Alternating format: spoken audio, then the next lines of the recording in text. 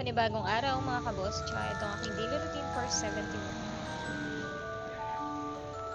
Dito ang ating bisitang si Mama Dang.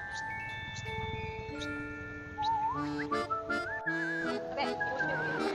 Ang cute mo naman. Thank you.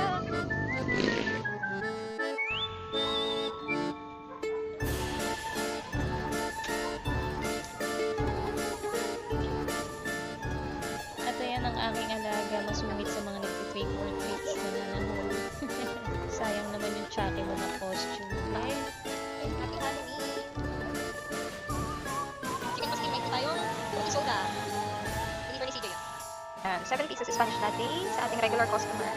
May kasamang french fries yan, nag-avail ng price. So, bibigyan natin sila ng 4 pieces fruity soda. Kasi 7 pieces plus price. Okay, happy Halloween! 7 pieces Spanish latte, isang price. Ito yung fruity soda na free drink nila. Ito ay Spanish chocolate ng coffee. At ito ay dalawang fruity soda ng green apple at blueberry. May kasamang free na isa. Ay, 5 pieces Spanish latte ulit. May free na 2 pieces soda.